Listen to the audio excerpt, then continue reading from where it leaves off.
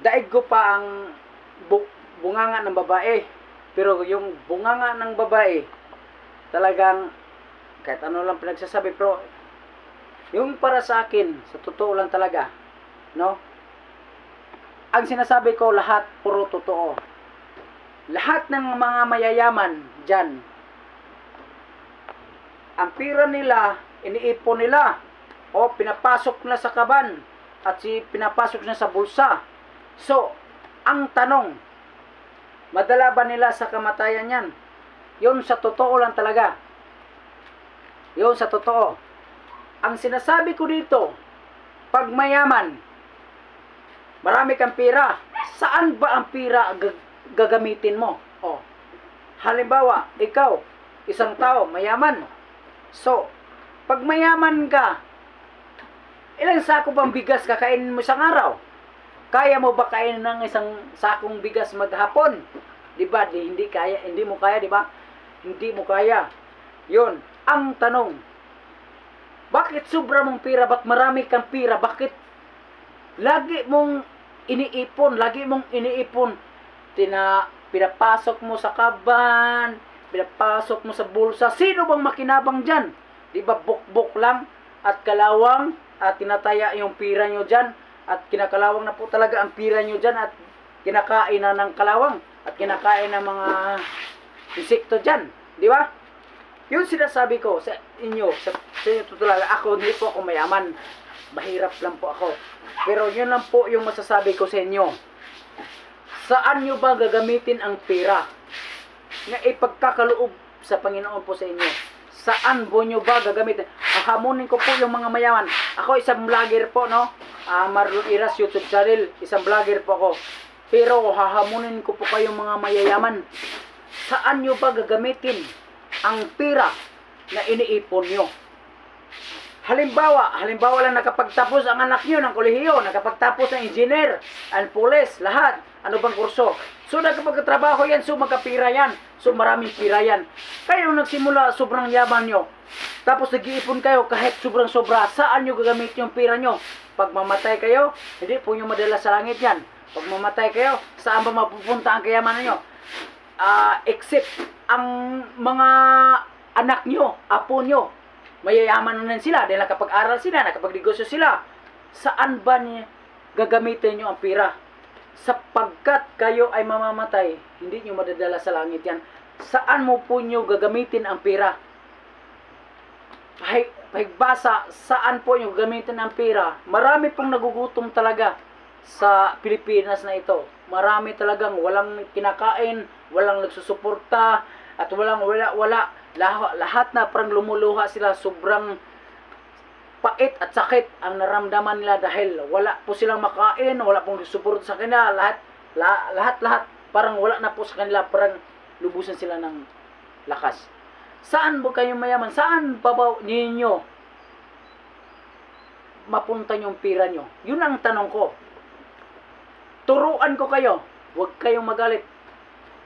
Bilang isang vlogger, hindi po ako mayabang, hindi po ako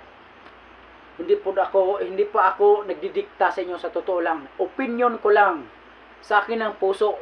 Sana huwag kayong magalit sa akin dahil opinion ko lang, dahil marami na po talaga mahirap ngayon. Sa totoo lang. Number 1, Francis Leo Marcos. Bakit? Marami po siyang natutulungan. Yun pala, sir, shout out po sa inyo, sir, sa aking YouTube channel, no? Sir Francis Leo Marcos, talagang marami po kayo natutulungan. Marami po kayo. Wala po akong masabi po sa inyo.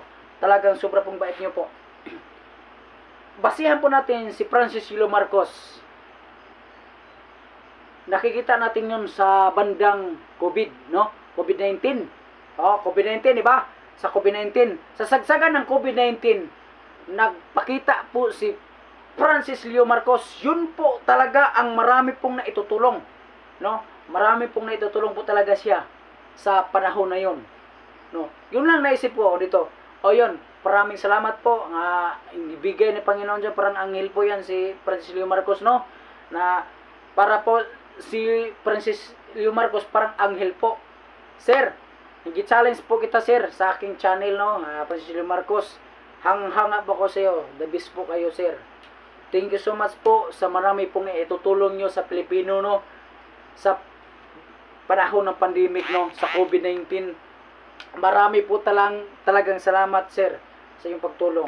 Yun lang po sa akin. Yung marami pong mayayaman po talaga. Marami po talagang nagugutom. Marami po talagang walang puwang sa mundo. Hindi naman po natin na sabihin natin na wala po tayong karapatan mabubuhay sa mundo. Lahat po tayo, tao, hayop, lahat ng insekto, may karapatan po tayo mabubuhay sa mundo. Pero ang tanong sa sarili natin, hanggang dito lang po tayo. Ganun lang po tayo, kinakapos po tayo. Saan ba tayo patungo? Saan ba tayo pupunta? Sino ba yung ang hugutan natin at tatawagin at tulungan tayo? Di ba? Ang Panginoong Diyos nag-instrumento, gumagawa ng instrumento, no. Yun po ang mga mayayaman. Binigyan po ng maraming blessing para pagdating po sa meron pong mahirap pong linikha niya, yung mayayaman po talaga yung magresolba ng mahirap. Yun po talaga ang nasa isip po ng tao. Dahil merong mayaman, merong mahirap. So, kung sino yung mga sobra-sobra po dyan na pagkain at grasya at pera, blessing, sana po, yun lang po talaga ang hiling ko po sa inyo mga mayayaman. Kung sino man ang malalaking mayaman dyan, sana po bigyan nyo po ng pansin dahil po marami pong mahihirap po dito sa mundo, lalo na dito sa Pilipinas.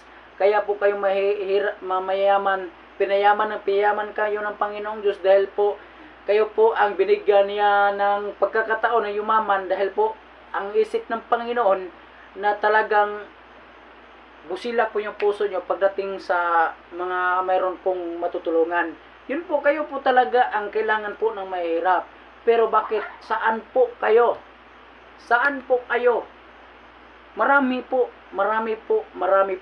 ang nangangailangan po ng tulong nyo. Ito lang po talaga yung napansin ko. Sobrang idol ko po to, si Francis Leo Marcos. Ito po yung sobra pong talagang dabis na dabis po para sa akin. Dahil lahat, di naman lahat, pero marami po siyang natutulungan. Yung sana ko po, ma-challenge po ang mayaman. Huwag nyo po akong husgahan, huwag nyo akong sabihan yung ano-ano. Sa akin, opinion lang. Isa po akong vlogger, YouTube channel Maruiras. Ilabas ko lang po ang opinion dahil alam ko po, marami na po talaga ang naghihirap ngayon. Kayo po ang binigyan ng pagkakataon ng Panginoon na yumaman. Kayo po talaga ang gilagay ng Panginoong Diyos dyan para po kayo ay magbibigay sa mahirap. Dahil po sobra-sobra na po yung grasya nyo. Hindi ninyo po yung madadala sa langit na. Totoo lang. Ang yung mga anak mo nakapagtapos sa kolehiyo, police, engineer, lahat, mga negosyante, businessman, nagtapos na po yung mga anak nyo. So, sana po mayaman na po sila talaga. Yung sobra nyo, yun naman po, hindi naman yung madala yan sa mamamatay po tayo. Dapat lahat po magbigay po kayo mayaman. Challenge ko po sa mga mayayaman, no? Sana po magbigay kayo.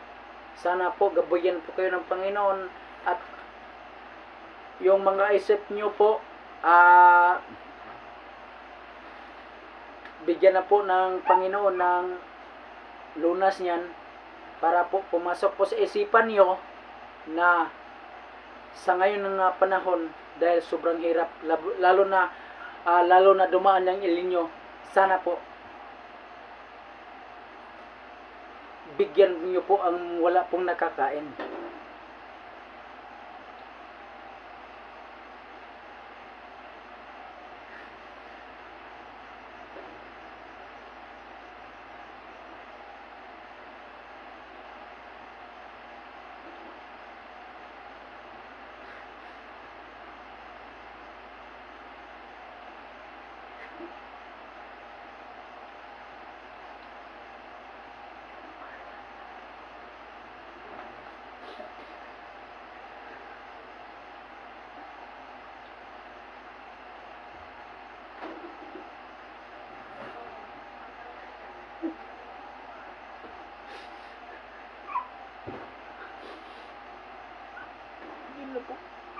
Maraming salamat.